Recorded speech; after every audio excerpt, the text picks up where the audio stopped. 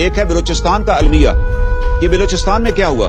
نواب Akbar Bugti federal minister بھی رہے, وہ گورنر پاکستان بھی تھے, وفاق کے حامی تھے. ایسے محب وطن شخص کو مروانے میں پرویز مشرف کا ہاتھ تھا.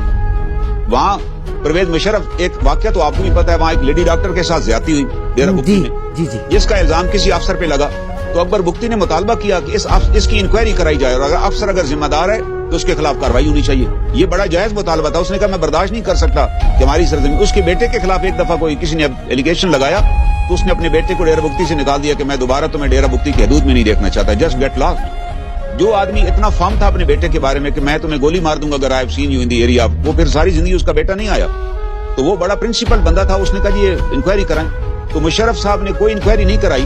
کوئٹہ میں لوگوں نے مطالبہ بھی کیا, پھر مشرف صاحب نے خود ہی بیان دے دیا کہ I have checked up the officer is innocent. اس پہ اکبر بگٹی نے کہا کہ اب تو کسی انکوائری کا فائدہ ہی نہیں ہے, جب آپ نے صدر مملکت نے خود ہی سرٹیفکیٹ دے دی ہے بغیر اس لڑکی کو سنے. اور الٹیمیٹلی وہ لیڈی ڈاکٹر کو پاکستان کی چھوڑ کے پھر باہر جانا پڑا. اپنے میاں کے ساتھ وہ پاکستان چھوڑ کے چلی گئی. یہ وہ وجہ نزاع بنی اکبر بگٹی, اور ظاہر ہے وہ اس کا اسٹینس واز ویری ویلڈ. اگر انکوائری ہوتی, افسر اگر بے گناہ ہوتا تو بات ختم ہو جاتی, افسر کو جرم ثابت ہو جاتا تو افسر کے خلاف فوجی کارروائی کرنی تھی. وہ کون سا مطالبہ کر رہا تھا کہ اسے میرے حوالے کریں. تو آپ اس سے اندازہ لگائیں جہاں سے ایشو شروع ہوا. اور اس کے بعد پھر مشرف صاحب نے آرڈر دیا, ایک یونٹ وہاں پر تھی ایف سی کی, کہ جی آپ اکبر بگٹی کے گھر کے اوپر جو ٹاپ ہے نا پہاڑی, وہاں پر اپنی یونٹ قائم کریں. وہ نے وہاں چوکی قائم کر دی. اس کے سی او نے بھی کہا کہ سر یہ چوکی غلط ہے کہ نیچے اکبر بگٹی کا گھر ہے, لیکن مشرف صاحب نے نہیں مانا, نے کہا یہ وہیں رہے گی. نتیجتاً پھر وہاں فائرنگ ہوئی.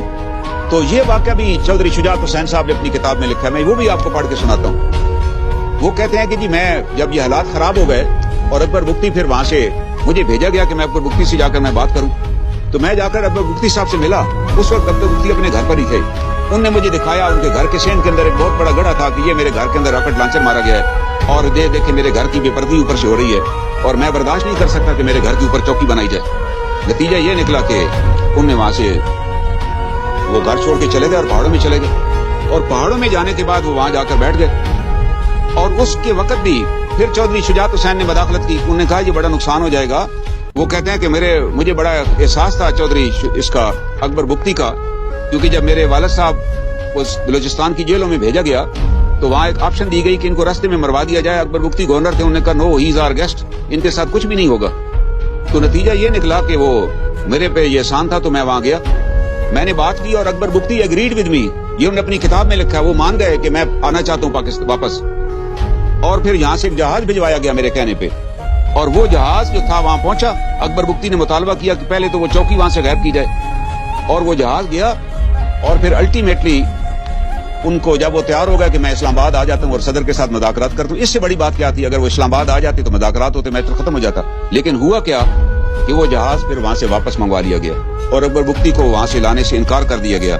وہ کہتے ہیں, ابھی یہ واقعہ سنیے, نواب اکبر بگٹی نے بعد میں مجھے بتایا کہ صدر مشرف کے آفس سے فون آیا کہ ان کو لانے والا جہاز دیگر بگٹی پہنچنے کے بعد خراب ہو گیا ہے, لہذا میٹنگ منسوخ کی جا رہی ہے. نواب اکبر بگٹی کا کہنا تھا کہ اس فون کے آدھے گھنٹے بعد صدر مشرف کا جہاز جو انہیں خود اپنی آنکھوں سے فضا میں اڑتے دیکھا, یہ جہاز ڈیرہ بگٹی ایئر بیس سے واپس جا رہا تھا. یہ ان دونوں کی بات ہے جب حالات بڑے خراب تھے.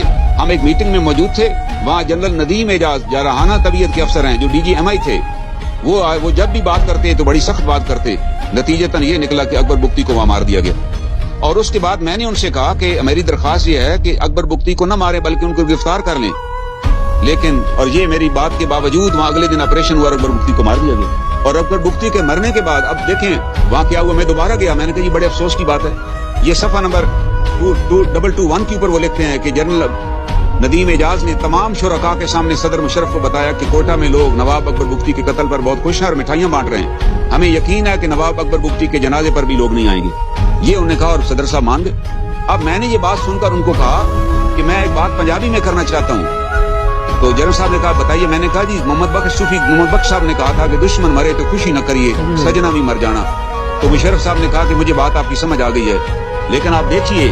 اور پھر جنازے کی بات آئی تو میں نے کہا جی جنازہ اس کا ہونا چاہیے, اس کو جنازہ کرنے دیں. تو مشرف صاحب نے کہا جی آپ کو پھر بھیج دیتے ہیں, آپ جنازہ اٹینڈ کر رہے ہیں. تو لوگوں نے کہا جی آپ ان کو کیوں مروانا چاہتے ہیں. پھر نواب اکبر بگٹی کی لاش بھی اس کی فیملی کو نہ دی گئی, لاش بھی نہ دی گئی, اور ایک باکس میں ان کی لاش باندھ کر کے تالا لگا کے دے دی گئی.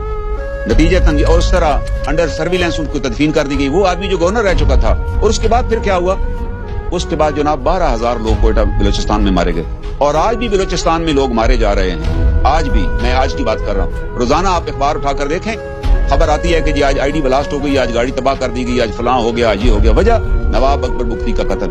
نواب اکبر بگٹی کو اس نے قتل کیا انٹرنیشنل ایجنڈے کے تحت, کہ ایک ایسا بیج بویا گیا کہ تمام بلوچوں نے کہا کہ اگر یہ حالات ہیں, ہمارے ایک آدمی آپ سے مذاکرات کرنے کے لیے آنا چاہتا ہے اور آپ کہتے ہیں کہ ہمارا جہاز خراب ہے, آپ اگلے دن اس کو مروا دیتے ہیں وہاں پر. یہ کون سا طریقہ, یہ ریاست آپ اس طرح چلا رہے ہیں؟ اور کتنے لوگ, یہ نوجوان افسر ہیں ہمارا جو قیمتی سرمایہ تھا پاکستان آرمی کا, کیپٹن اور میجر, وہ شہید ہو رہے ہیں.